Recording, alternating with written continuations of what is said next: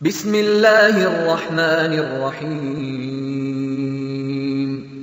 इज़ा जाअ नस्रुल्लाहि वल फ़त्ह वरअयत अन्नास यदखुलून फ़ी दीनिल्लाहि अफ़वाजा फसब्बिह बिहम्दि रब्बिक वस्तग़फिरह इन्नहु कान तव्वाबा।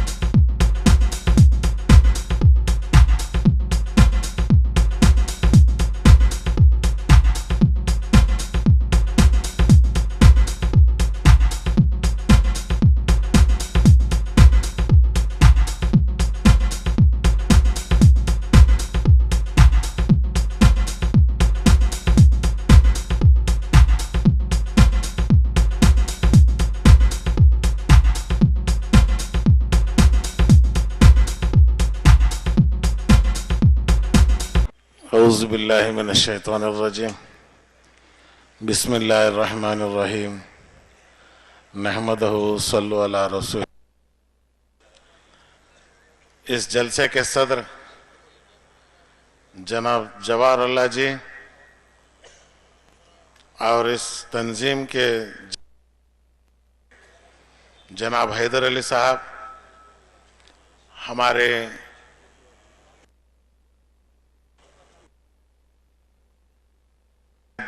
जनाब बनात वाला जी, हमारी दीदी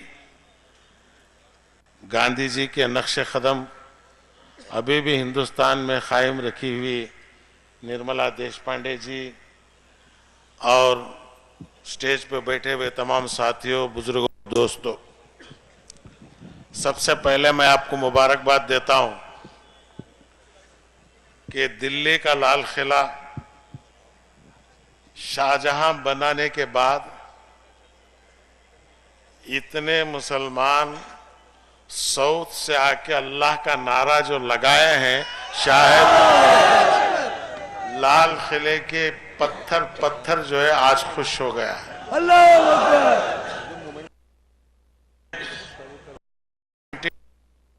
नहीं है बल्कि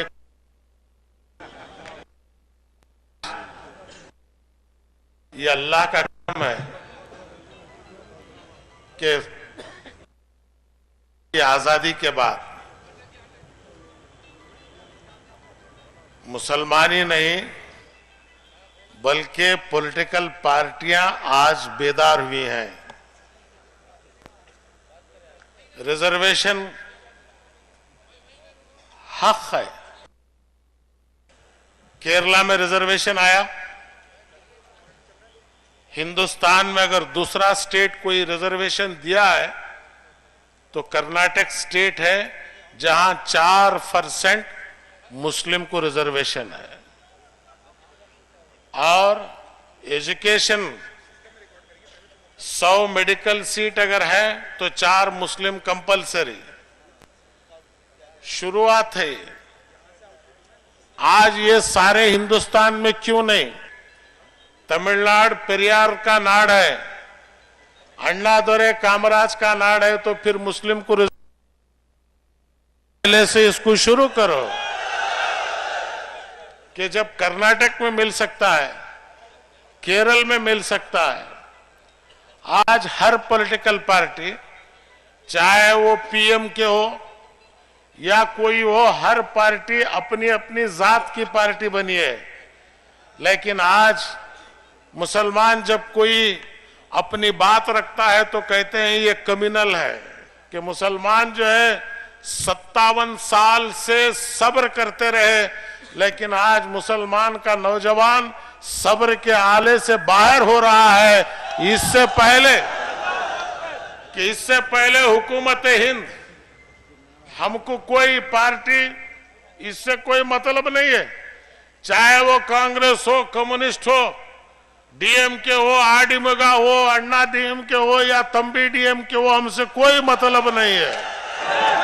हमें चाहते हैं कि हमको हक मिले, जो हमें देगा वही अपना है, अगर नहीं देगा तो एक बात हिंदुस्तान के मुसलमान को याद रखना चाहिए कि कोई पार्टी हमारा ईमान नहीं है, कोई पार्टी यहाँ उमर फारूक रजी अल्लाह ताला अन्हु नहीं बनाए, सब इंसानी बनाए हैं। ठीक है तो ठीक, अगर ठीक नहीं तो बीवी को छोड़ने के लिए 3 तलाक है, पॉलिटिकल पार्टी को छोड़ने एक ही तलाक काफी है, 3 की जरूरत नहीं पड़ती। इसलिए मेरे बुजुर्गों और दोस्तों एक बात देता हूं कि आज आप जो है दिल्ली के अंदर आकर दिखा दिए हैं कि ताकत क्या होती है इस कौम की, और मुझे उम्मीद है कि यूपी का मुसलमान, बिहार का मुसलमान, वेस्ट बंगाल का मुसलमान, राजस्थान का मुसलमान भी जो है जागेगा इंशाअल्लाह अजीज।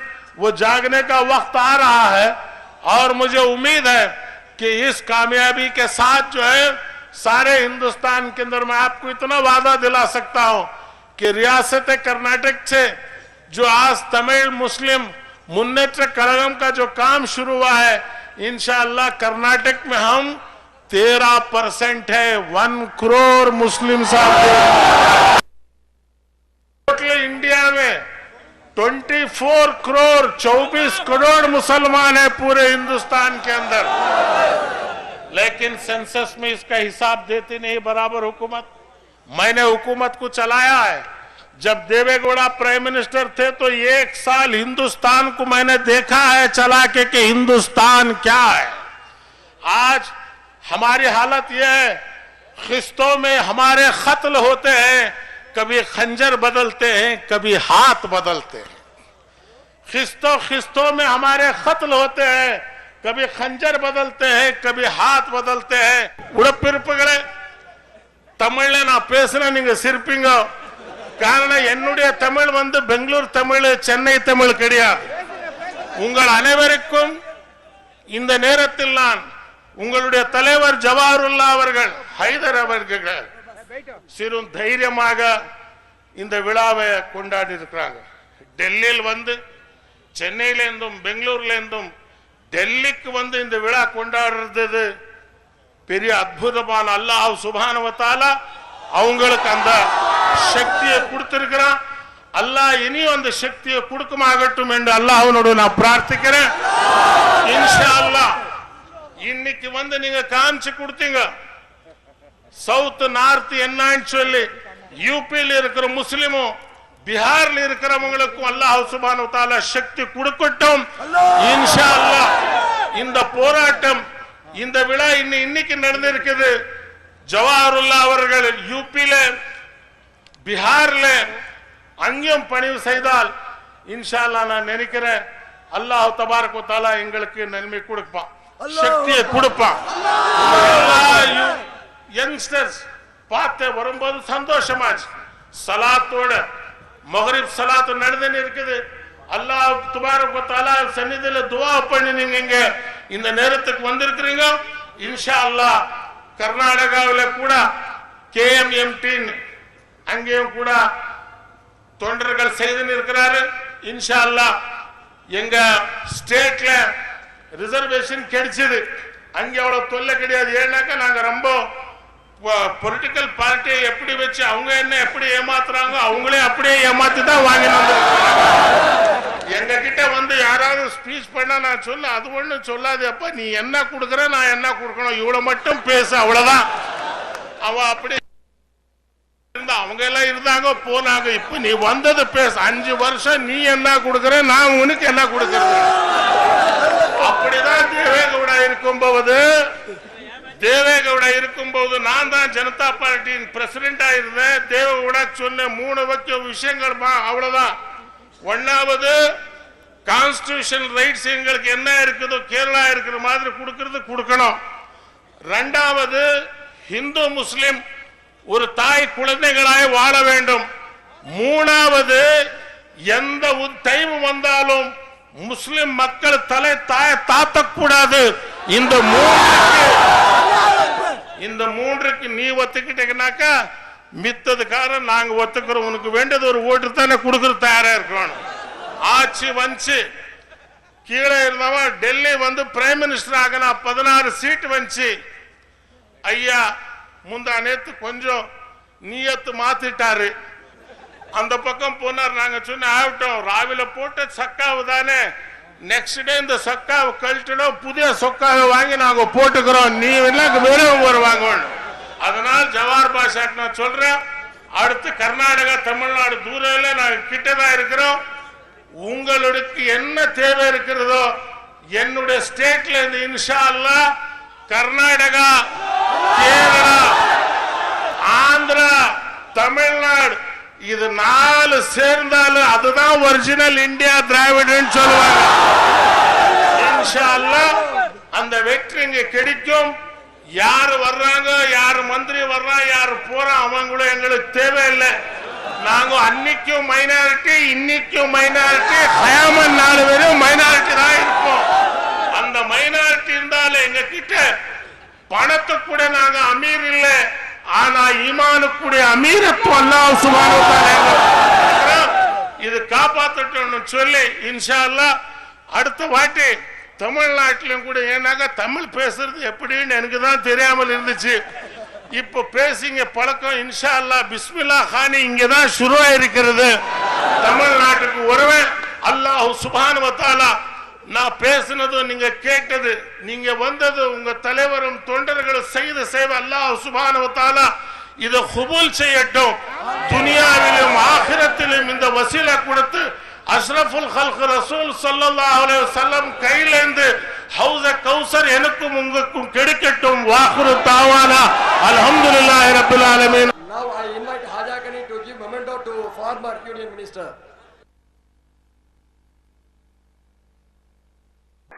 Allahu Akbar, Allahu Akbar, Allahu Akbar. இந்தியாவில் உள்ள உங்கள் இல்லங்களுக்கு நீங்கள் விரும்பும் பொருட்களை எளிதாக அனுப்பி வைக்க caravan cargo agency Al Khobar, Saudi Arabia. தொலைபேசி இலக்கம் 89800004. தம்மாம் தொலைபேசி இலக்கம் 83351111. மொபைல் தொலைபேசி 05038941996. Yasmin food supplies, Al Khobar, Saudi Arabia. இந்திய மற்றும் இலங்கை நாட்டின் காய்கறி வகைகளையும் சுவையான கனி வர்க்கங்களையும் அனைத்து வகையான உணவுப் பொருட்களையும் நியாயமான விலையில் பெற்றுக்கொள்ள அல்கோபர் மாநகரின் பிரதான பகுதியில் அமைந்திருக்கும் எங்களது விற்பனை நிலையத்திற்கு தவறாது வருகை தாருங்கள். தரமான பொருட்களை வாங்கிச் செல்லுங்கள். டோர் டெலிவரி சேவையும் உண்டு. இறையருளால் வாடிக்கையாளர்களின் சேவையில் 26வது ஆண்டில் அடியெடுத்து வைத்திருக்கும் எங்களது நிறுவனம் என்றும் போல் இன்றும் உங்கள் சேவையில். Yasmin food supplies, Al Khobar, Saudi Arabia. தொலைபேசி 89468766. अस्सलामु अलैकुम। बिरादरान वतन की खिदमत में आदाब अर्ज़ है।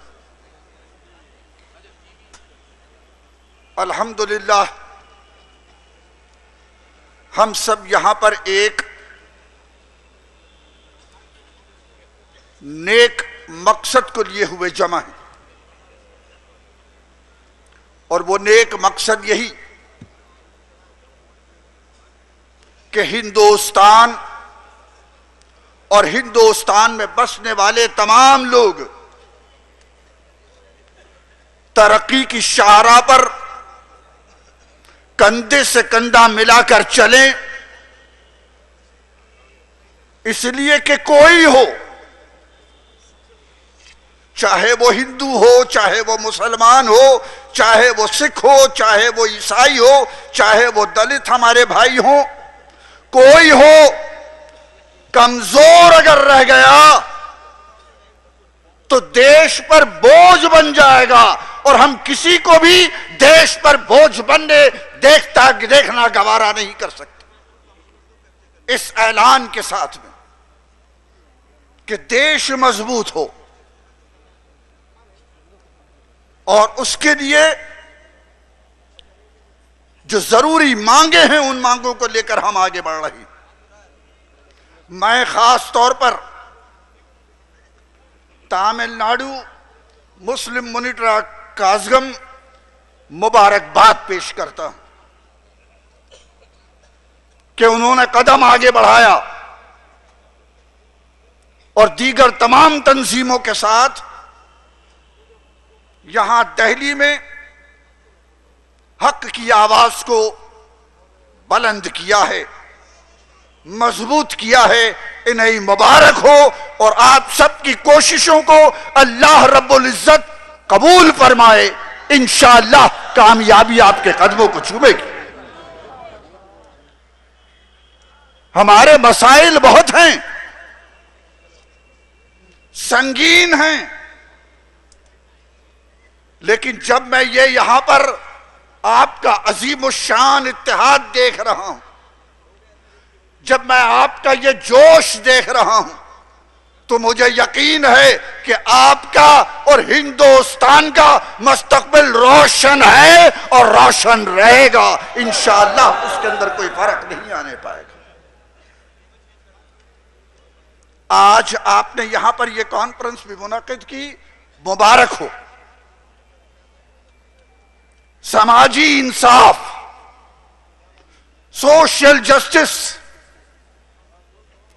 यह है वो उन्वान कि जिस उन्वान को लेकर यह जबरदस्त इज्तिमा और यह जबरदस्त कॉन्फ्रेंस यहां पर हो रही है। और यह एक हकीकत है कि दुनिया हमेशा हमेशा और हर दौर में समाजी इंसाफ के लिए प्यासी रही और समाजी इंसाफ को और सोशल जस्टिस को तलाश करती रही हर दौर में। मैं उसकी तारीख में जाना नहीं चाहता, लेकिन यहां की मुनासिबत से कहूं कि हिंदुस्तान में जो सच्चर कमेटी रिपोर्ट आज आई है, यह समाजी इंसाफ का तकाजा बनकर आई हुई है और इस पर अमल करवाना, हुकूमत को तवज्जो दिलाना कि इस पर अमल करो, रिजर्वेशन भी दो, इस नेक मकसद को लेकर यहां पर आप जमा हैं। सच्चर कमेटी ने मुसलमानों की बदहाली का भयानक नक्शा पेश किया है। इक्तिसादी मामलात, तालीमी मामलात, सोशल मामलात, सभी में बदहाली को पेश किया गया है। बतलाया है उसने कि किस तरह 60 बरस आजादी के बाद, लेकिन इस 60 बरस में खुसूसी तौर पर मुसलमानों की हालत हर शोबे में बराबर गिरती चली गई। In every walk of life during the past 60 years there has been deterioration as far as the Muslims are concerned. Hindustan आजाद हुआ, हमारा यह फैसला था कि हिंदुस्तान के अंदर हम कोशिश करेंगे कि कोई भी बैकवर्ड रहने न पाए। At the time of independence, it was our determination that we shall proceed to see that none remains backward in India. That was the determination. But then what has happened? As we went further and further, instead of eliminating the backwardness, we have created one more most backward community, and that is the Muslims. फैसला तो यह था आजादी के मिलने के साथ कि हम कोई पसमानदा नहीं रहेगा, कोई बैकवर्ड नहीं रहेगा। लेकिन जैसे जैसे वक्त गुजरता गया, एक और पसमानदा कौम को लाकर खड़ा कर दिया गया कि जो मुसलमान है। और हालत यह है कि ख्वाब में भी न सोचा था हमने कभी ये आलम भी चमन पे गुजर जाएगा, बागबा छीन लेंगे लिबासे बहार और फूलों का चेहरा उतर जाएगा। ये पोजीशन आज आपका फैसला है। अल्हम्दुलिल्लाह आपने पार्लियामेंट पर मार्च किया, आप यहां जमा हैं और आपका ये इज्तिमा ऐलान कर रहा है कि इंशाअल्लाह हम हालात को बदल कर रख देंगे और हिंदुस्तान को और उसमें रहने वाले तमाम को मजबूत बनाएंगे। आज अब मैं सच्चर कमेटी के हवाले से अगर आदाद और शुमार पेश करना शुरू करूं तो वक्त काफी निकल जाएगा, लेकिन सच्चर कमेटी की रिपोर्ट यह बतलाती है कि तालीम का मामला हो, इक्तिसादी और माशी मामला हो, आम मुसलमान जिनको आप अदर बैकवर्ड क्लासेस कहते हैं, आम मुसलमान उससे भी गया गुजरा है और उससे भी उसकी बदतर हालत है। बल्कि कई रियासतों में सच्चर कमेटी ने पूरे आदाद और शुमार के साथ बताया है कि कई रियासतों में मुसलमानों की हालत दलितों से भी ज्यादा बदतर होकर रह गई। इसीलिए मैंने आज दोपहर को आपके सामने भी कहा था कि सच्चर कमेटी की रिपोर्ट हिंदुस्तान के सेक्युलरिज्म के लिए एक चैलेंज है। इस चैलेंज को कबूल करना होगा और हमारी हुकूमत को भी आगे आना होगा। हिंदुस्तान के सेक्युलरिज्म की आबरू, सेक्युलरिज्म कामयाब उसी वक्त समझा जा सकता है जबकि खास तौर पर अकलियतें और माइनॉरिटीज सैटिस्फाइड हों, मुतमईन हों और खुशहाल हों। लेकिन मेरे दोस्तों, मुझे कुछ बड़े अदब के साथ यह भी अर्ज करना है कि हालात बहुत दुश्वार हैं। अभी अभी पहला बजट आया। पहला बजट इस मायने में कि सच्चर कमेटी की रिपोर्ट के बाद यह पहला बजट है। सच्चर कमेटी की रिपोर्ट के बाद यह पहला बजट है। बड़ी उम्मीदें लगी हुई थी, बड़ी तवक्कुआत थी। The budget that was presented in the parliament a few days back was the first budget after the Sachar committee report. We had great expectations. लेकिन मैं बड़े अदब के साथ कहना चाहता हूं कि हिंदुस्तान के मुसलमानों को यह बजट देखकर और सच्चर कमेटी को देखकर बड़ी मायूसी हुई है, बड़ी मायूसी हुई। बजट के मुताबिक हिंदुस्तान की हुकूमत, गवर्नमेंट ऑफ इंडिया, इसका टोटल खर्च कितना है, कितने का बजट है ये? The total estimate of expenditure 7 lakh crore, 7 lakh crore का बजट। To be precise, 6,80,000 का बजट। जरा पलटाओ, सच्चर कमेटी का नारा उसमें मौजूद है रिपोर्ट के, वो बजट के अंदर। मुसलमानों के लिए कितना इस बजट में? कितना? मुसलमान बल्कि तमाम माइनॉरिटीज को कहो कि खुद सेंसस के मुताबिक 18% होते हैं। 7 लाख करोड़ यह बजट है हिंदुस्तान का। 6,80,000 crore of rupees. Muslims and other minorities 320 crores. That's all. And it comes to 0.04%. 1% भी खजाने में से मुसलमानों के लिए सच्चर कमेटी का हवाला देने के बावजूद भी 1% भी नहीं है, आधा % भी नहीं है, 0.5% भी नहीं है, नॉट इवन 0.25% इस बजट के अंदर मुसलमानों के लिए। बल्कि 0.04%, मतलब 1% का 1% का 25वां हिस्सा।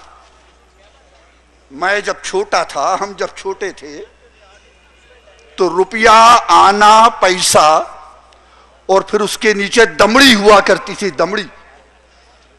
मुझे यहां जो बुजुर्ग हैं उनको याद होगा, दमड़ी हुआ करती थी। उस जमाने में दमड़ी का बड़ा वैल्यू था। आज वो दमड़ी तो गायब हो गई है, पैसा भी कहीं नहीं है, आने का ठिकाना नहीं है।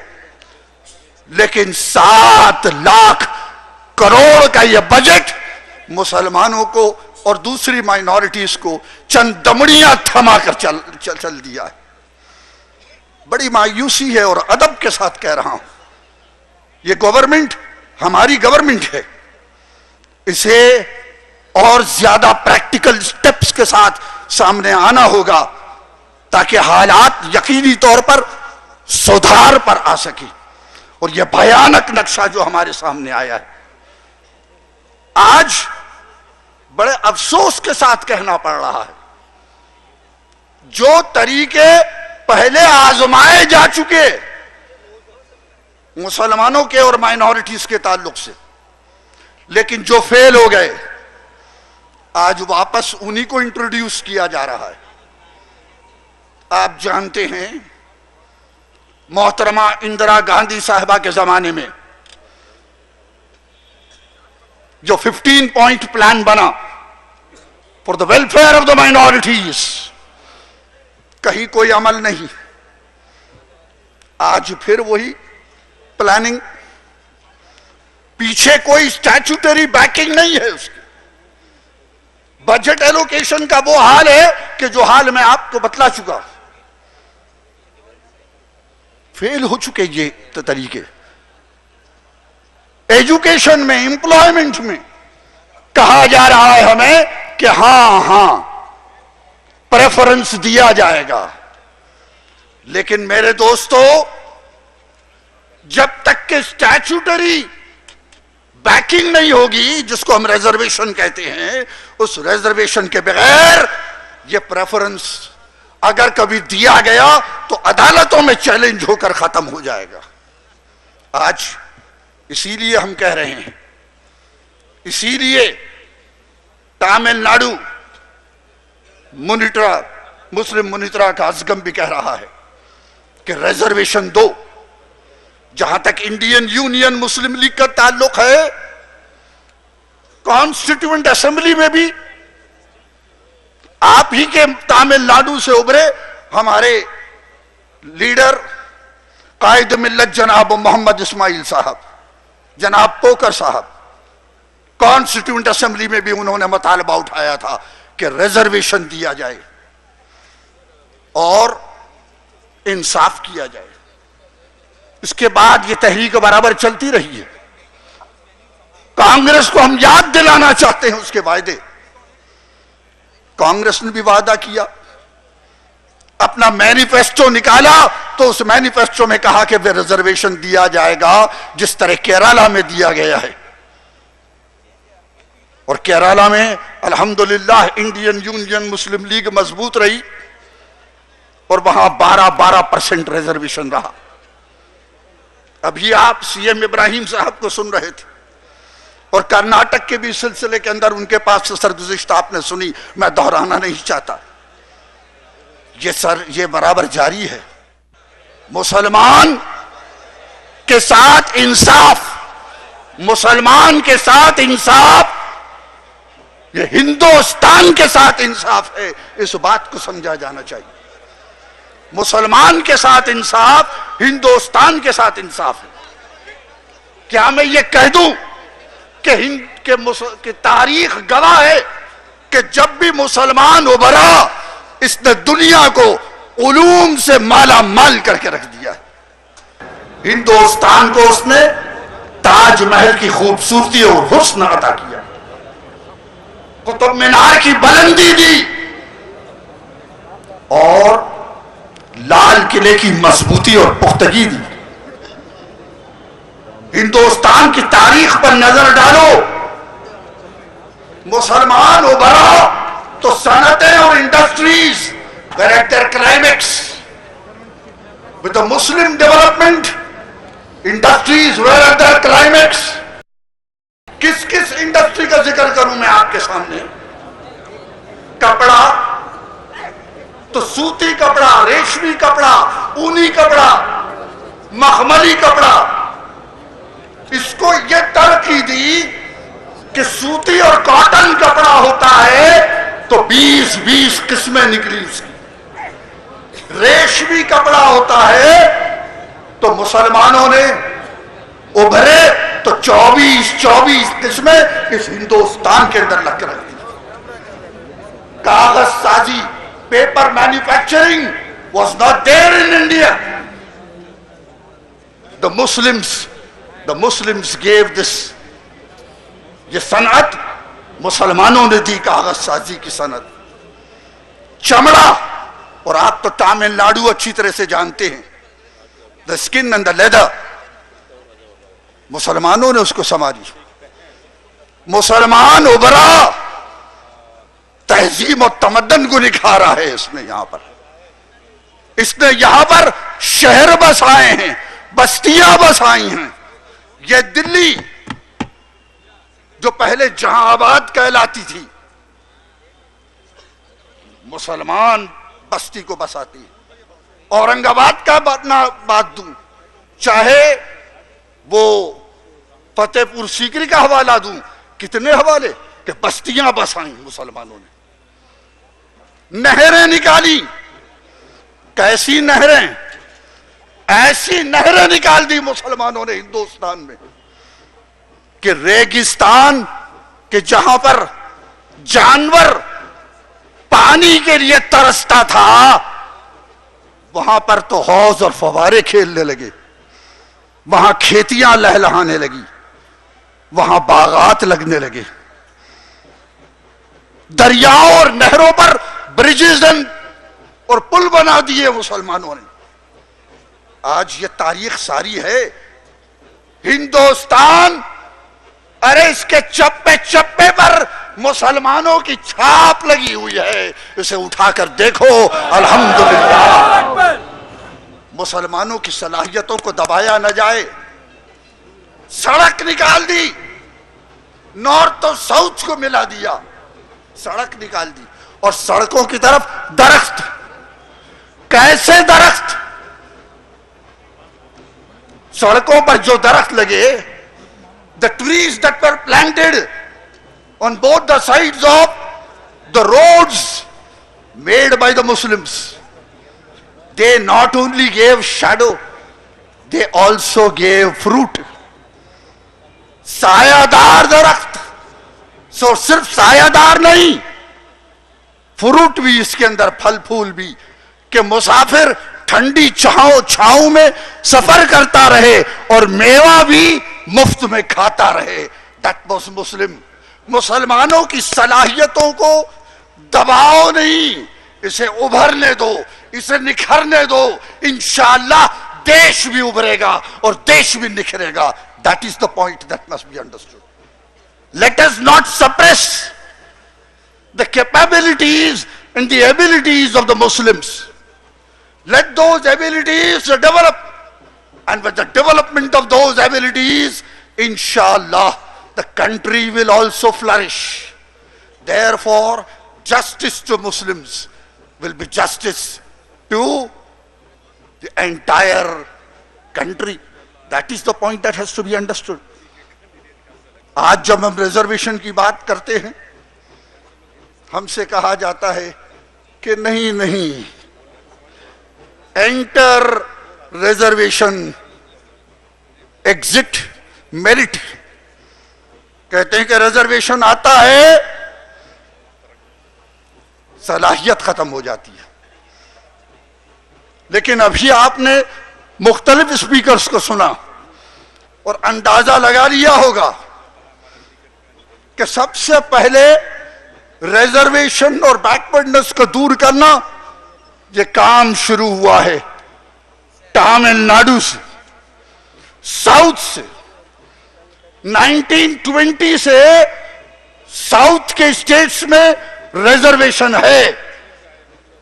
100 साल से साउथ में रिजर्वेशन है और साउथ की हुकूमतें अल्हम्दुलिल्लाह नॉर्थ की हुकूमतों से कहीं ज्यादा, बहुत सारी हुकूमतों से बहुत ज्यादा एफिशिएंट हैं। मुझे उस पर ज्यादा कुछ कहने की जरूरत नहीं, लेकिन अगर फैमिली का एक मेंबर बीमार होता है तो उसे एक्स्ट्रा डाइट दिया जाता है, उसे एक्स्ट्रा कैलोरीज दी जाती हैं, उसे एक्स्ट्रा विटामिन्स पहुंचाए जाते हैं। जरूरतमंद को ये एक्स्ट्रा डाइट, ये कैलोरीज, ये पहुंचाना इंतहाई जरूरी है। आज मसाइल बहुत हैं, लेकिन मैं उन सब का जिक्र करना नहीं चाहता। अल्हम्दुलिल्लाह ये सच्चर कमेटी, ये रिपोर्ट आई है। हुकूमत कितनी डामाडोल, अरे कैबिनेट फैसला करती है कि 15% दो मुसलमानों को। फाइनेंस मिनिस्टर कहता है अभी फैसला बाकी है, अभी गौर करना बाकी है। This contradiction must go, this contradiction must go. आज का ये मार्च जो आपने पार्लियामेंट पर किया, आज का ये जो जलसा जो यहां जमा है, हुकूमत को कह रहा है नो सॉफ्ट हिंदुत्व, कोई नरम गोशा नहीं हिंदुत्व का, बल्कि इंसाफ किया जाए। और इंशाअल्लाह हम उस वक्त तक नहीं बैठेंगे जब तक कि इंसाफ हासिल ना हो। इंशाअल्लाह कामयाबी और कामरानी ये आपके कदमों को चूमेगी। बढ़िए, ये तहरीक जारी रखिए और उस वक्त तक जारी रखिए जब तक कि इंसाफ मुसलमानों के साथ, कमजोर तबकात के साथ और हिंदुस्तान के साथ नहीं हो सकता। अल्लाह आपको नजर बद से महफूज रखे। शुक्रिया। अस्सलाम वालेकुम। ऑनरेबल प्रोफेसर ब्रदर MM जवाहरुल्लाह साहब, S हैदर अली साहब, मोहम्मद सुलेमान साहब and other distinguished guests, and also a disciplined force of TMMK. I would like to congratulate Professor Jawaharullah Sahab not for bringing such a big gathering here in Delhi all along from South India, but I congratulate him to form a disciplined force from our youth. We are here, we came over here to share views and interact from our elder brothers, Muslims. The community which has ruled over this country for 800 years, now in demanding position. Even after independence of this country, 60 years has left, nobody bothered about Muslims. This is Conference for Social Justice, and Muslims are here seeking social justice. If we would like to cure a disease, to solve a problem, so first of all, we must see from where it pop up, from where this problem has come from. During these 60 years, our Muslim brothers have been made second-class citizen. I would like to tell you, I don't think whether the Muslims of India either come from Arab, Iran or Pakistan. They are original inhabitant of this country. They come from the soil of this land. You know, you might have heard in Hindu Dharma Shastras, the scheduled caste, scheduled type people are termed outcast, achut, untouchables. Whereas in Hindus, a Hindu cannot be considered without caste. So we Dalit, comprising over 30 crores, we are outcast according to their Shastras, Hindu Shastras. So we do not fall within the definition of Hindus. Don't think, you people have mistaken by treating us Hindu. A 30 crore population are not Hindus. We are not Hindus. We are your younger brothers. I don't think at any time in this land, whether any Brahmin has to become a Muslim, whether any Kshatriya has to change their deen, whether any Vaisya has ever tried to become a Muslim. I think not at all. The Muslims, the big population of Muslims are from, I can claim, they are from Dalit and backwards of this country. Whereas Islam professes fraternity, equality and justice. You are our elder brothers. There is no reservation for any Brahmin, no constitutional provision for any Brahmin. By virtue of Pandit Jawaharlal Nehru till Mr. Atal Bihari Vajpayee, they became chief prime minister, ministers and chief ministers in this land. Brahmins has never sought for any sort of reservation. They capture more than 60-70% seats, big posts in this country without a reservation. We are being treated very badly. Our problem is not for bread and butter. Our problem is not for social justice. Our problem is political problem.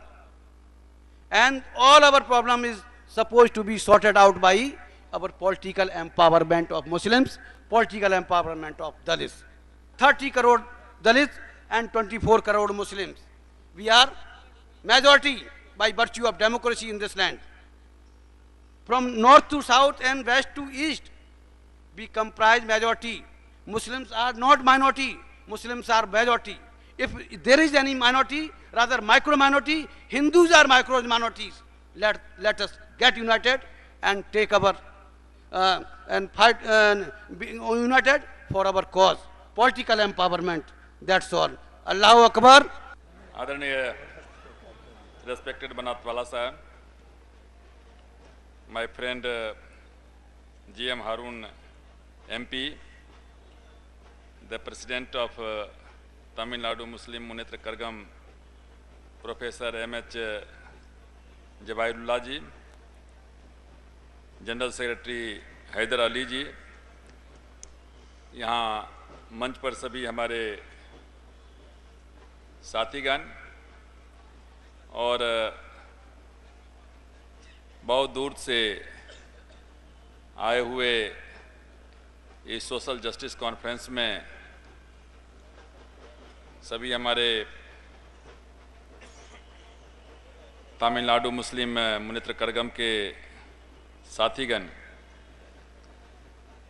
ये आपका सवेरे में मार्च चला, अभी ये conference चल रहा है। मैं गया हुआ था जम्मू कश्मीर में, मेरा प्रोग्राम था आज, और हारून साहब से मैंने कहा था कि मैं हर हालत में कोशिश करूंगा आने का, और अभी मैं शाम में आया हूं, मीटिंग वहां चल रही है और तमाम जितने जन मोर्चा के वीपी सिंह जी की पार्टी, लेफ्ट पार्टीज, सारे के सारे नेता वहां मौजूद हैं, और मैं मीटिंग छोड़ करके यहाँ मैं आया, और हमें इस बात का बेहद खुशी है कि आप लोग इतनी बड़ी तादाद में यहाँ इकट्ठे हैं। और सबसे अच्छी बात है कि जितने लोग यहाँ हैं सारे के सारे इनलाइटेंड हैं, जागरूक लोग हैं, और सब अधिकांश लोग यंग हैं, नौजवान हैं, और ये किसी भी आंदोलन के लिए सबसे बड़ी चीज़ है। अभी बनातवाला साहब ने कहा, और जो मुसलमान का, इस्लाम का रोल भारत में रहा है डेवलपमेंट में और सारे मुद्दों में, उनके संबंध में इन्होंने कहा। ये सोशल जस्टिस कॉन्फ्रेंस है। सोशल जस्टिस का मतलब क्या होता है? सोशल जस्टिस का मतलब होता है जस्टिस टू ऑल, सबको जस्टिस मिले। और जहां जस्टिस शब्द होता है वहां इनजस्टिस भी होता है। तो ये बात तय है कि आज जो हिंदुस्तान के अक़लियत के लोग हैं उनके साथ में जस्टिस नहीं किया गया है। जो वीकर सेक्शंस के लोग हैं उनके साथ में जस्टिस नहीं हुआ है, और इसलिए जस्टिस की मांग चल रही है। पूरे संसार में 4 तरह के डिस्क्रिमिनेशंस हैं, 4 टाइप्स डिस्क्रिमिनेशंस हैं। एक डिस्क्रिमिनेशंस है, वो जो डिस्क्रिमिनेशंस है वो है रेस के नाम पर। एक आदमी सबसे गोरा होता है, फिर सब उसके दूसरा मंगोलियन होता है, तीसरा हम लोग हैं जो रंगीन लोग हैं, और चौथा सबसे नीचे ब्लैक लोग होते हैं। दूसरा जो डिस्क्रिमिनेशन है वो रिलीजन के नाम पर डिस्क्रिमिनेशंस हैं, कि जो जहां मेजॉरिटी में रहता है वो सुपरलिटी कॉम्प्लेक्स से ग्रसित होता है, और जो माइनॉरिटी में रहता है वो इन्फीरियरिटी कॉम्प्लेक्स से ग्रसित होता है। तीसरा जो डिस्क्रिमिनेशन है वो जेंडर के नाम पर है, औरत और मर्द के नाम पर है। और चौथा जो डिस्क्रिमिनेशन है वो कास्ट के नाम पर है, जिसके तहत हमने व्यवस्था बना दिया कि सबसे ऊपर में ब्राह्मण, उसके बाद क्षत्रिय, उसके बाद वैश्य, उसके बाद शूद्र। और शूद्र में भी हमने कह दिया कि ये शूद्र जो है अनटचेबल है। दो कैटेगरी हमने बना दिया शूद्रों में, एक टचेबल कह दिया, एक अनटचेबल कह दिया। अब हमारे जैसे लोग मांग करते हैं, अभी आपने सच्चर कमेटी के संबंध में काफ़ी पूरे देश में चर्चा चल रही है। जो दलित हमारे मुस्लिम्स हैं उनके संबंध में चर्चा चलती है, जो बैकवर्ड क्लासेस के मुस्लिम्स हैं उनके संबंध में चर्चा चलती है, जो दलित क्रिश्चियंस हैं उनके संबंध में चर्चा चलती है। आखिर ये चर्चाएं मांग क्यों हो रही हैं? इसका सबसे बड़ा कारण एक ही है कि ये सारे के सारे सेक्शंस एक्सप्लॉइटेड हैं। और एक्सप्लॉइटेड क्यों हैं? क्यों सच्चर कमीशन ने कहा कि जो मुसलमान हैं उनकी हालत, माइनॉरिटीज की हालत दलित से भी बदतर है? इसके पीछे कारण क्या था? इसका हिस्टोरिकल बैकग्राउंड है। हिस्टोरिक बैकग्राउंड ये है कि कुछ लोग हैं, भारतीय जनता पार्टी जैसे लोग हैं, वो गाली देता है कि मुसलमान बाबर के औलाद हैं। शायद वो भूल गए हैं कि बाबर इस देश में जब आया था तो इस देश में इब्राहिम लोदी राज कर रहा था, वो भी मुसलमान था। इब्राहिम लोदी के पहले खिलजी वंश, वो भी मुसलमान था। खिलजी वंश के पहले तुगलक वंश, वो भी मुसलमान था। तुगलक वंश के पहले गुलाम वंश, वो भी मुसलमान था। गुलाम वंश के पहले मोहम्मद गोरी, वो भी मुसलमान था। 1100 ईस्वी से 11वीं सेंचुरी से इस देश में मुस्लिम शासक रहे हैं। और ये इस्लाम धर्म में बाबर जब आए थे तो बाबर के साथ में कितने लोग थे? बाबर के साथ में मुश्किल से, कुछ इतिहासकार कहता है 15,000, कुछ कहता है 1500, तो मान लिया 15,000 लोग थे, 15,000 लोग थे। लेकिन आज कितना पॉपुलेशन है? आज हिंदुस्तान, पाकिस्तान, बांग्लादेश तीनों एक ही देश था। इन तीनों को मिला दीजिए तो करीब 45 करोड़ से 50 करोड़ मुसलमान हैं। ये 45 से 50 करोड़ मुसलमान बाबर के औलाद नहीं हैं। क्यों इस देश में इस्लाम धर्म आगे बढ़ा? उसका सबसे बड़ा कारण था कि जो हिंदू धर्म में जो गैर बराबरी थी, जो नाइंसाफी थी, उसके कारण से बढ़ा। कह दिया गया कि सबसे ऊपर में ब्राह्मण है और सबसे नीचे में शूद्र है। और शूद्र में कह दिया गया, जिसको आज दलित हम कहते हैं, इनको कहा गया अनटचेबल है। जो हिंदू धर्म है उसमें लिख दिया गया कि कुत्ता, बिल्ली, मैना को मारने में जितना पाप नहीं लगता है, जितना पाप लगता है उससे कम पाप शूद्र को मारने में लगता है। उसको मंदिर में प्रवेश नहीं होने देता था, अच्छा कपड़ा नहीं पहन सकता था, खाना नहीं खा सकता था, एजुकेशन नहीं ले सकता था। और उसी समय में आ गया इस्लाम धर्म। इस्लाम धर्म ने कहा खुदा के सामने में सब बराबर है, ना कोई बड़ा है ना कोई छोटा है, ना कोई ऊंच है ना कोई नीच है, ना कोई नवाज है ना कोई बंदा नवाज है। मंदिर में जाने नहीं देता है, मस्जिद में आ जाओ। खाना खाने नहीं देता है, दस्तरखान पर बैठ के खाना खाओ। और उसके कारण जो है, सबसे जो पहला इस्लाम धर्म में गया, जो सबसे पहला व्यक्ति गया वो दलित था, वो अछूत था, अनटचेबल था। चूंकि उसको विश्वास ही नहीं हो रहा था कि हमारा दर्जा आदमी के समान है। हमको भी कोई कह सकता है कि तुम हमारे सामने में आकर के खड़ा रहो, साथ में मंदिर में मस्जिद में चलो। वो डरते डरते गया वहां।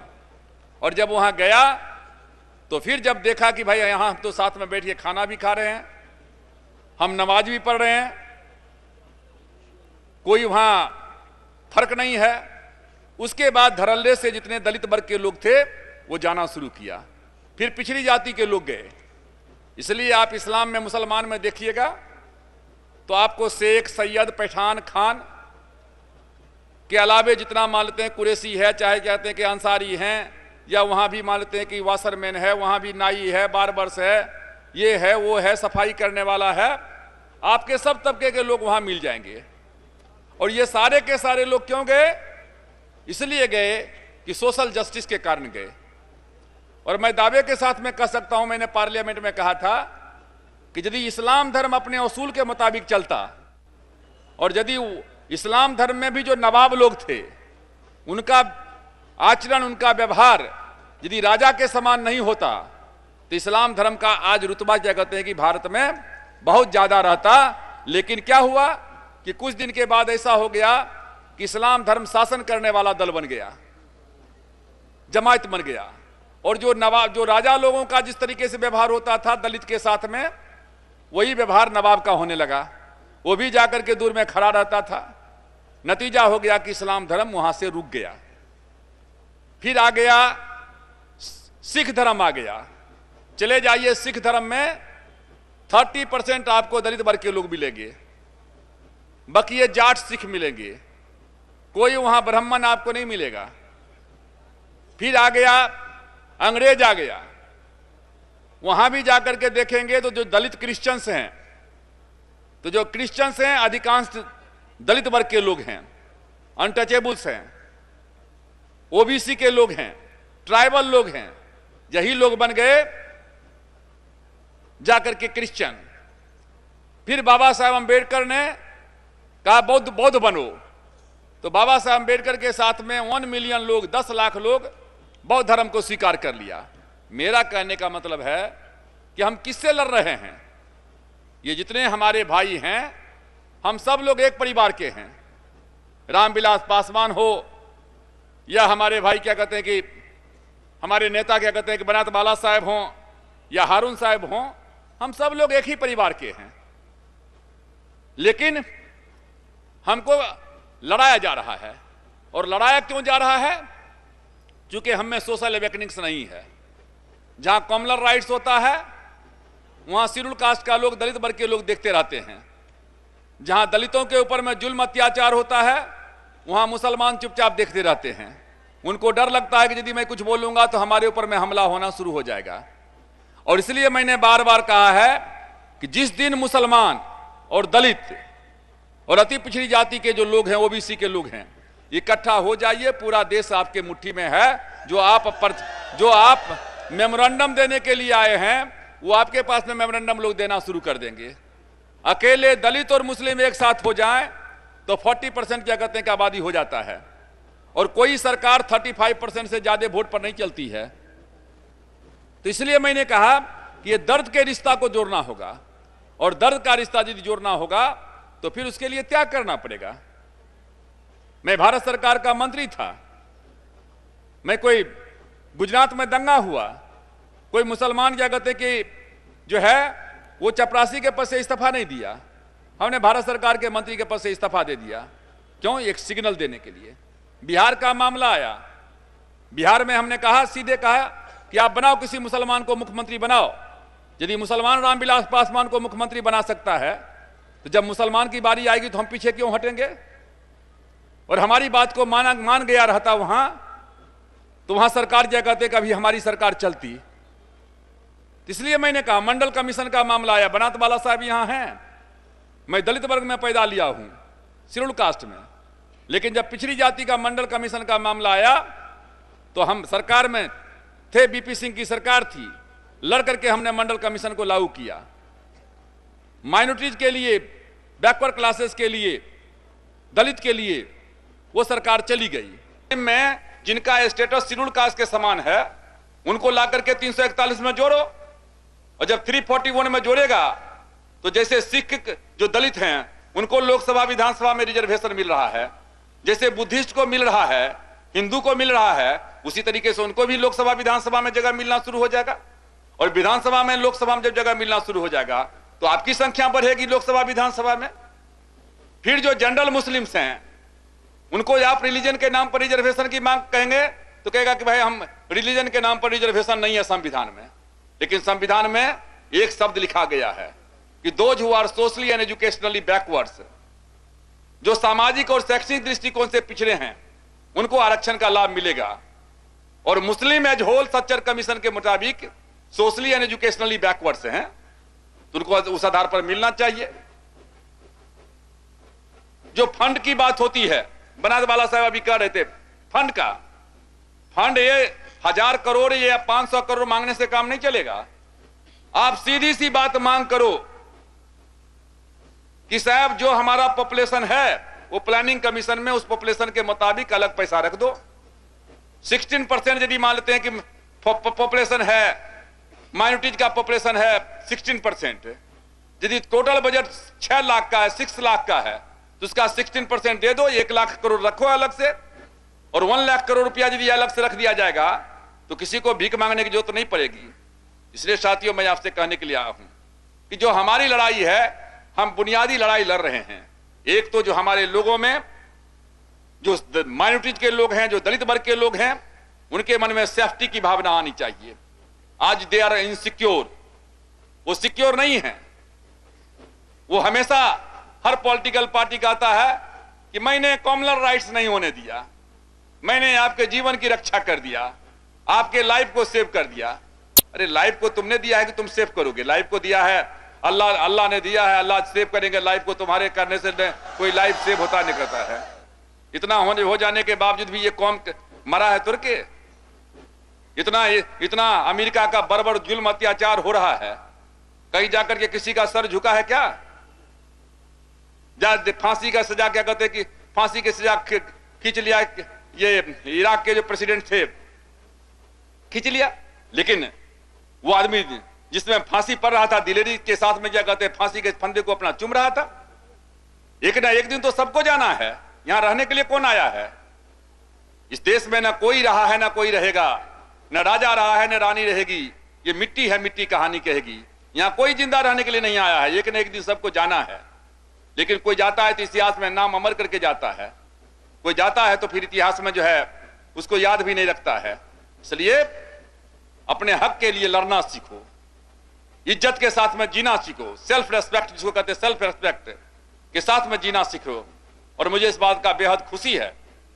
मैं चाहता हूं कि ये जो हमारा नॉर्थ और साउथ का जो ये दीवार है, ये नॉर्थ और साउथ के दीवार को टूटना चाहिए। हम लोग साउथ में चले जाते हैं, लेकिन साउथ के जो हैं जितने लीडर हैं सब साउथ में ही रह जाते हैं। उनको भी नॉर्थ में आना चाहिए। एक क्या कहते हैं कि पूरा का पूरा यदि हमारा एक वेव बनेगा, वेव लेंथ बनेगा, तो कौन आपसे मुकाबला कर सकता है? से साथियों, जहां सच्चर कमीशन का रिपोर्ट का सवाल है, जहां हम पूरा का पूरा रूप से उसको तायद करते हैं, लेकिन मैं ये भी मांग करता हूं कि ना सिर्फ सरकारी नौकरी में रिजर्वेशन हो, ना सिर्फ जब पब्लिक सेक्टर में रिजर्वेशन होना चाहिए, बल्कि जीवन के हर एक क्षेत्र में कैसे आपका इकोनॉमिक स्टेटस ऊंचा हो, कैसे आपका सोशल स्टेटस हो ऊंचा, राजनीति में कैसे अधिक से अधिक संख्या में क्या कहते हैं कि माइनॉरिटीज के लोग लोकसभा और विधानसभा में आवे, असेंबली में आवे। इन सारी चीजों के ऊपर में हमको जो है खुले मन से बहस करने की आवश्यकता है।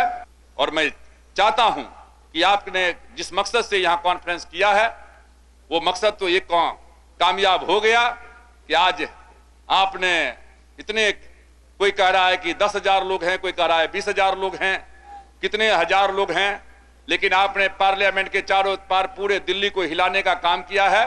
दिल्ली हिल गया है और हम चाहते हैं कि हमारे जैसे लोगों को जो भी इसमें मदद की आवश्यकता होगा, जो भी सैक्रिफाइस करने की आवश्यकता होगी, रामविलास पासवान सैक्रिफाइस करने के लिए तैयार है। हमने सोशल जस्टिस का मसाल अपने हाथ में लिया है और जिस दिन इस मसाल में तेल बुझने लगेगा, रामविलास पासवान अपना लहू देकर के भी इस मसाल को जिंदा रखेगा, हम बुझने के लिए नहीं देंगे।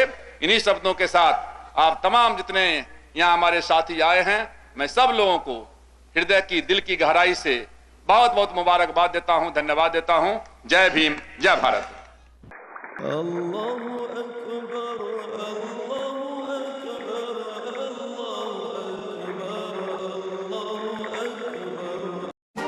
மக்கள் உரிமை அடக்குமுறைக்கு எதிராக ஒடுக்கப்பட்டோரின் குரலாக, தமிழக மக்களின் இதய துடிப்பாக, இந்திய இஸ்லாமியர்களின் எழுச்சி ஏடாக வாரந்தோறும் வெளிவருகிறது தமிழ்நாடு முஸ்லிம் முன்னேற்ற கழகத்தின் அதிகாரப்பூர்வ வார இதழ் மக்கள் உரிமை.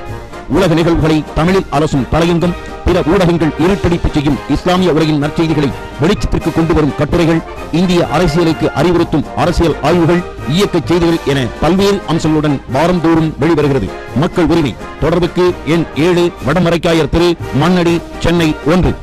மக்கள் உரிமை சவுதி அரேபியாவின் கிழக்கு மாகாணத்தில் தனிப்பிரதி வேண்டுவோர் தொடர்பு கொள்க.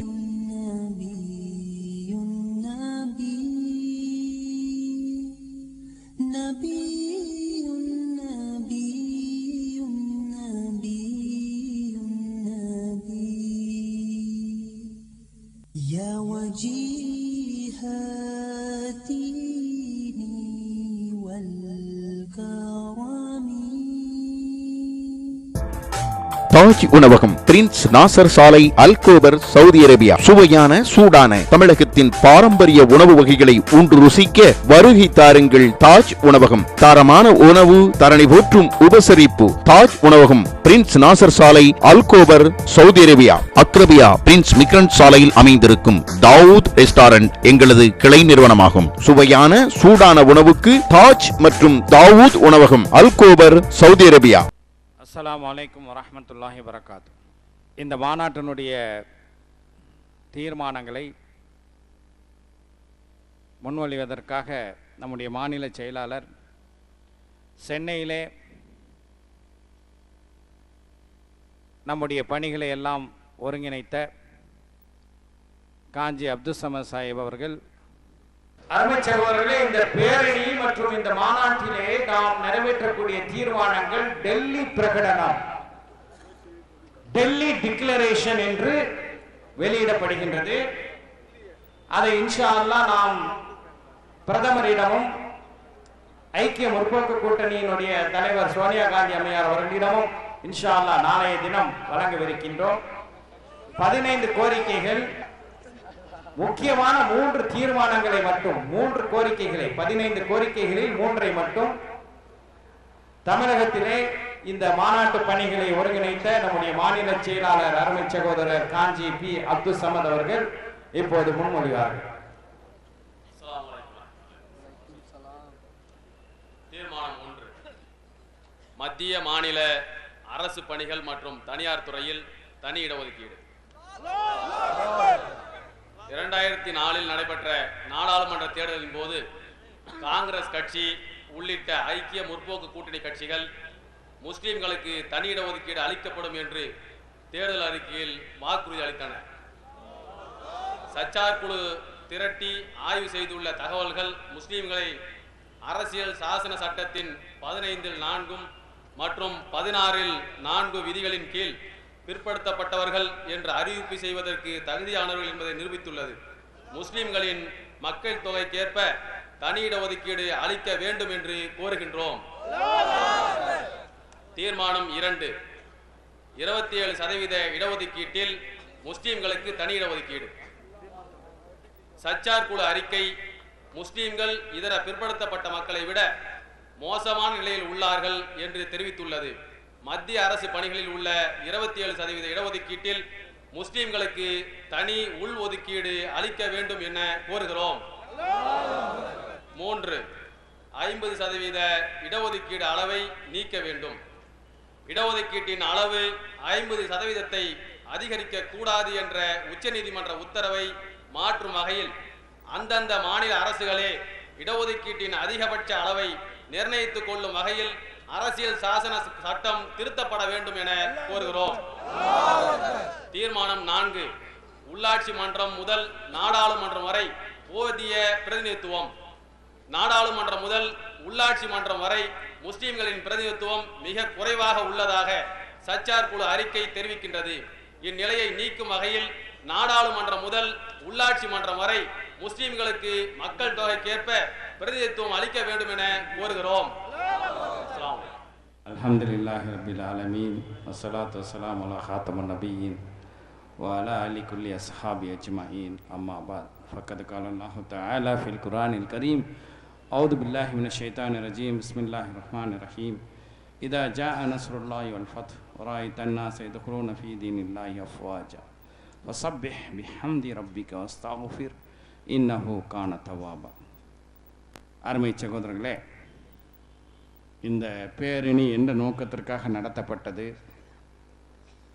அதை தொடர்ந்து நடைபெறக்கூடிய இந்த மாநாட்டினுடைய நோக்கம் என்ன என்பதெல்லாம் உங்களுக்கு நன்றாக நீங்கள் தெரிந்த புரிந்த விஷயங்களாக உள்ளன. இங்கே பேசிய பல சகோதரர்களும் பல அரசியல் கட்சி தலைவர்களும் மத்திய அமைச்சர்களும் கூட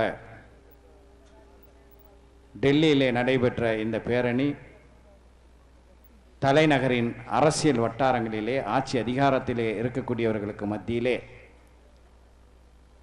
ஒரு பெரும் அதிர்வை ஏற்படுத்தியிருக்கின்றது என்று குறிப்பிட்டார்கள். சிலர் டெல்லியிலே போய் ஏன் பேரணி நடத்த வேண்டும் என்று கேட்டவர்களும் உண்டு. ஆனால் தமிழகத்திலே பிற்படுத்தப்பட்ட மக்கள், மிகவும் பிற்படுத்தப்பட்ட மக்கள், தாழ்த்தப்பட்ட மக்கள், இவர்களுக்கு இருக்கக்கூடிய 69% இடஒதுக்கீடே கேள்விக்குறியாகிவிட்ட பிறகு அதை நிவர்த்தி செய்யக்கூடிய ஒன்று அந்த களம் தலைநகரிலே தான் அமைய முடியும் என்பதை தெளிவாக அறிந்ததோடு மட்டுமல்லாமல்,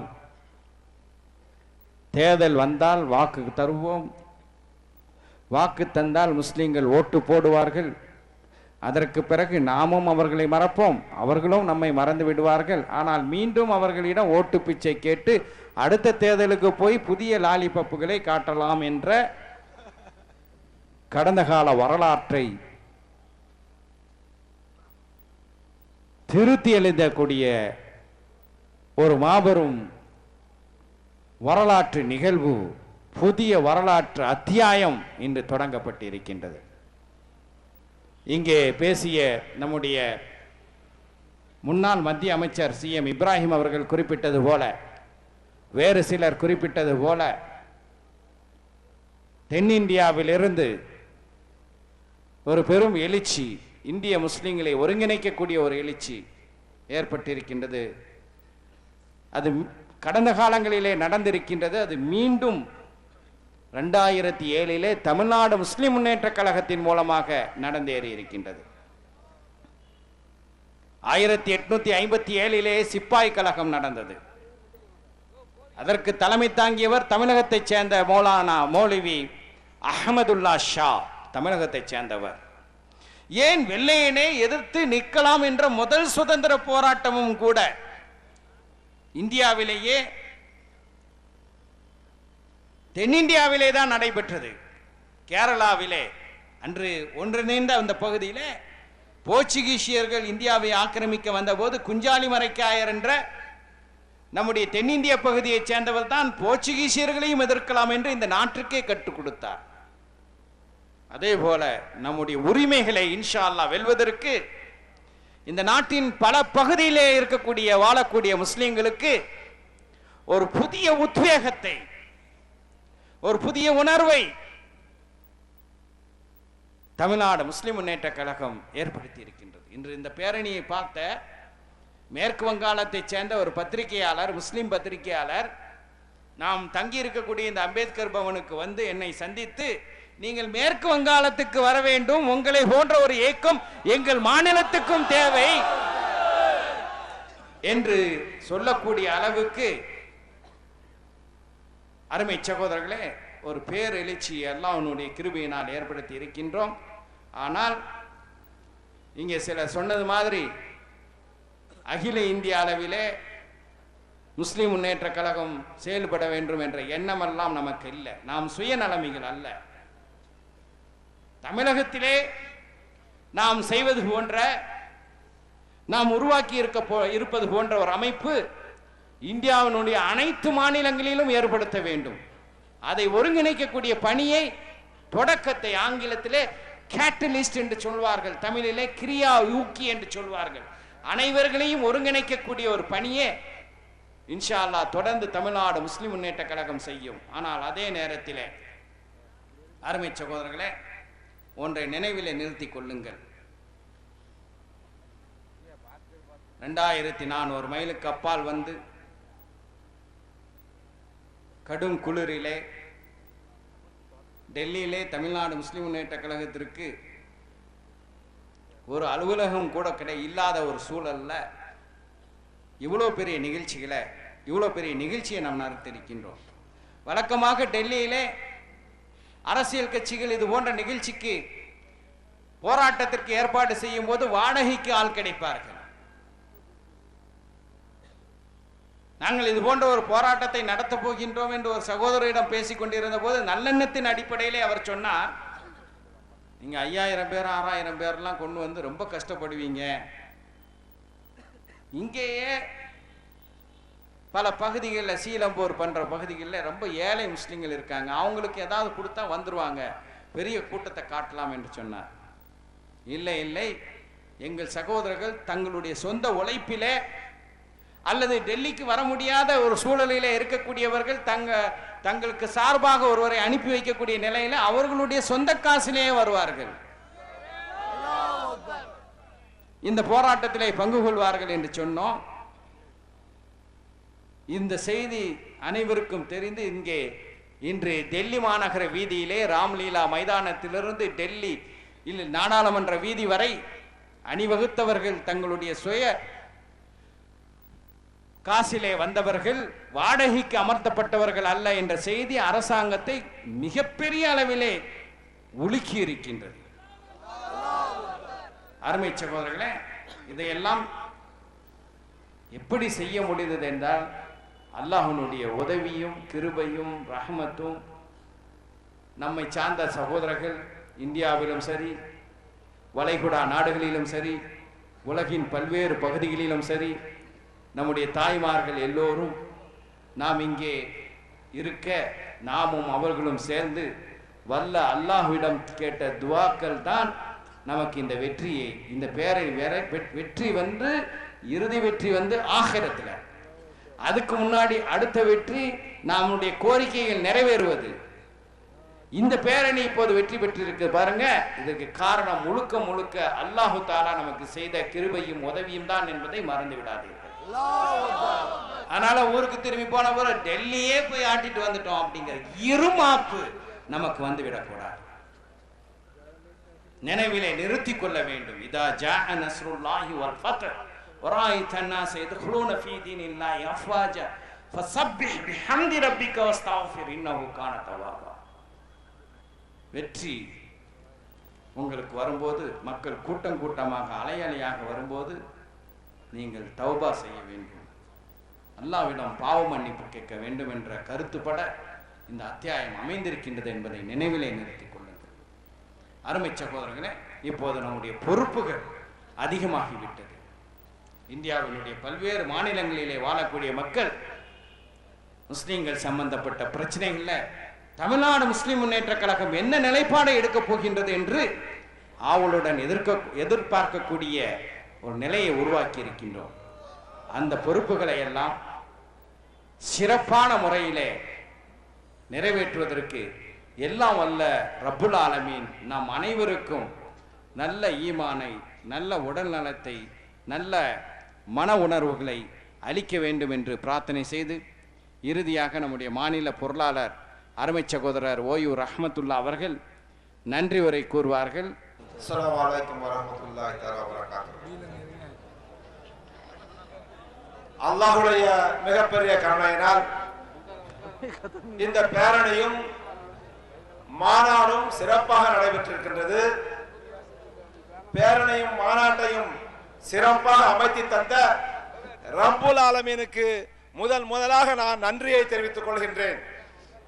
அதற்கு பின்பு இந்த பேரணியும் மாநாடும் சிறப்பாக நடைபெறுவதற்கு இங்கே தமிழகத்திலிருந்து பெருந்திரளாக வந்த தமிழ்நாடு முஸ்லிம் முன்னேற்ற கழக தொண்டர்களுக்கும், தாய்மார்களுக்கும், பெரியோர்களுக்கும், சிறுவர்களுக்கும் நன்றியை தெரிவித்துக் கொண்டு, இவை சிறப்பாக நடைபெறுவதற்காக டெல்லி மாநகரிலும் சரி, பிற மாநிலங்களிலும் இருந்து நமக்கு உதவி செய்வ அனைவருக்கும் நன்றியை தெரிவித்துக் கொண்டு, மேலும் இது முடிவடைந்த பின்பு இந்த மக்கள் எந்த விதமான கஷ்ட நஷ்டம் இல்லாமல் தங்களுடைய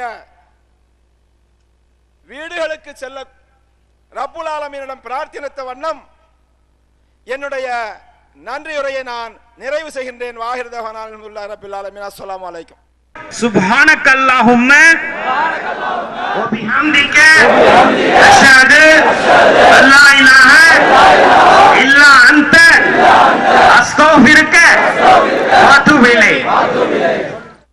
ஒவ்வொரு வாரமும் திங்கள் முதல் வெள்ளி வரை சவுதி அரேபிய நேரம் இரவு 8 மணிக்கு தமிழன் தொலைக்காட்சியில் தமிழ்நாடு முஸ்லிம் முன்னேற்றக் கழகம் வழங்கும் மார்க்க மற்றும் சமுதாய நிகழ்ச்சிகளை காண தவறாதீர்கள். தமிழ் அறிந்த அனைவராலும் பார்க்கப்படும் இந்நிகழ்ச்சியில் உங்கள் விளம்பரங்களை வழங்கி பயன் பெறலாம். சவுதி அரேபியாவில் விளம்பர தொடர்புக்கு 05098786648. மக்கள் உரிமை அடக்குமுறைக்கு எதிராக ஒடுக்கப்பட்டோரின் குரலாக, தமிழக மக்களின் இதய துடிப்பாக, இந்திய இஸ்லாமியர்களின் எழுச்சி ஏடாக வாரந்தோறும் வெளிவருகிறது தமிழ்நாடு முஸ்லிம் முன்னேற்ற கழகத்தின் அதிகாரப்பூர்வ வார இதழ் மக்கள் உரிமை. உலக நிகழ்வுகளை தமிழில் அலசும் தலையங்கம், பிற ஊடகங்கள் இருட்டடிப்பு செய்யும் இஸ்லாமிய உலகின் நற்செய்திகளை வெளிச்சத்திற்கு கொண்டு வரும் கட்டுரைகள், இந்திய அரசியலுக்கு அறிவுறுத்தும் அரசியல் ஆய்வுகள், இயக்க செய்திகள் என பல்வேறு அம்சங்களுடன் வாரந்தோறும் வெளிவருகிறது மக்கள் உரிமை. தொடர்புக்கு எண் 7, வடமரைக்காயர் தெரு, மண்ணடி, சென்னை 1. மக்கள் உரிமை சவுதி அரேபியாவின் கிழக்கு மாகாணத்தில் தனிப்பிரதி வேண்டுவோர் தொடர்பு கொள்க.